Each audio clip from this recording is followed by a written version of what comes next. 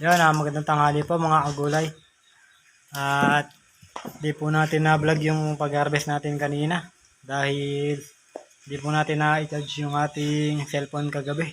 Lobat po. Kaya pa-vlog lang po natin yung ating na-harvest ngayon. Tara po, samahan niyo ako. Mga kagulay, ito po yung ma-harvest natin na ampalaya ngayon.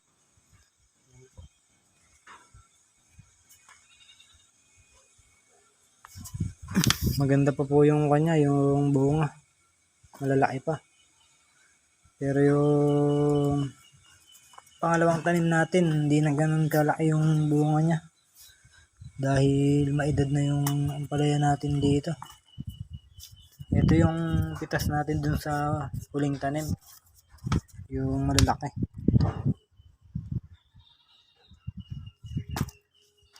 Yan yung pitas natin sa huling tanim. Itong gawin dito. Yan. Malalaki yung pitas natin. Ito yung pangalawang tanim natin. Yan yung kanyang bunga. Malapit na rin nating palitan yan. Yan mga kagulay, ito naman yung harvest natin ngayon na kamatis. Naka 13 bundle tayo. Bali 130 kilo. Yan. Nung makalawa naman, naka 14 bundle naman tayo. Matras ng isang bundle. Yan. Pero malalait pa naman yung kamatis natin. Hindi tayo nakapag-vlog kanina dahil nalobat nga yung cellphone natin kagabi. Hindi na i-charge. Yan.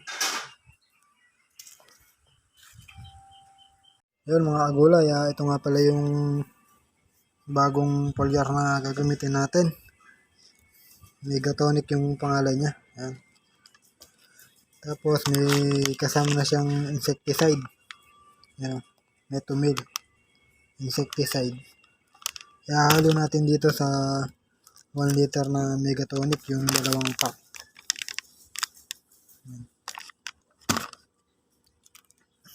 Mag-spray tayo mamaya na ampalaya. Bali yung karga lang niya ay 50 to 60 ml sa 16 liter. Pero tayo gamit natin yung 25 liter na spray kaya gagawin natin 70 ml yung karga. Megatonic. Yan alusong na tayo. At mag-spray na tayo ng foliar na may kasama ng insecticide, yung Megatonic. Yun yung gagamitin natin.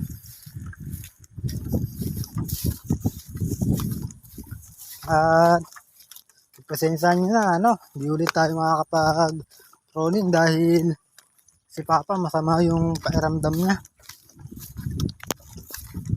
Dahil uso yung lagnat ngayon.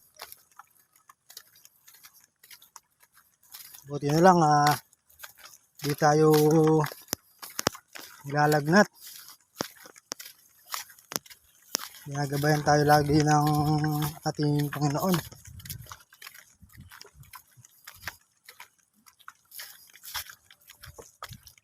Kaya baka bukas makapag-proning na yun. Papahinga muna niya yung kanyang katawan. Kaya mag-spray muna tayo ng foliar.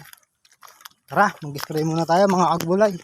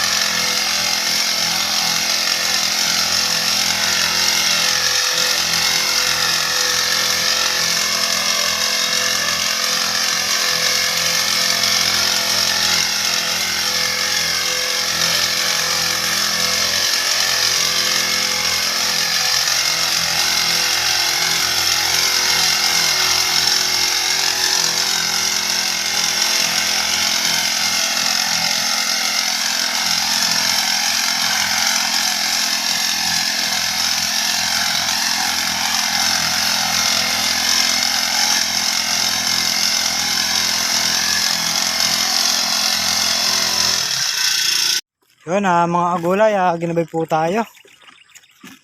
Makita nyo po, madilim na.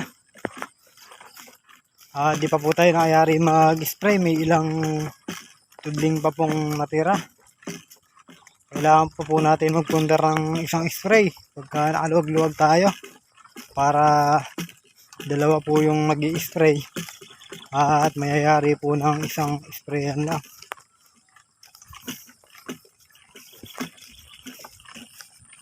Di po kasi mayayari pagka isa lang yung spray natin.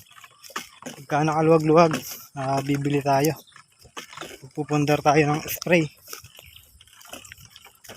Yan, maraming salamat sa lahat ng subscriber ni Kagulay Vlog. Hanggang dito na lang po yung vlog natin. Yan, thank you. Kagulay, pauwi na po tayo. Yan ang kasakay natin. Liwagang bisikleta, habol pa ng aso.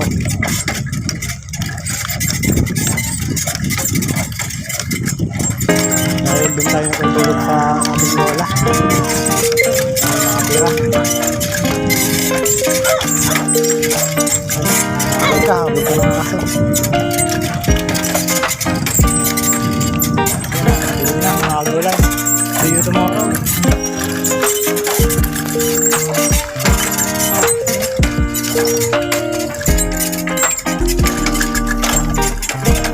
Ito nyo, lumalangit pa yung bearing ng bike natin.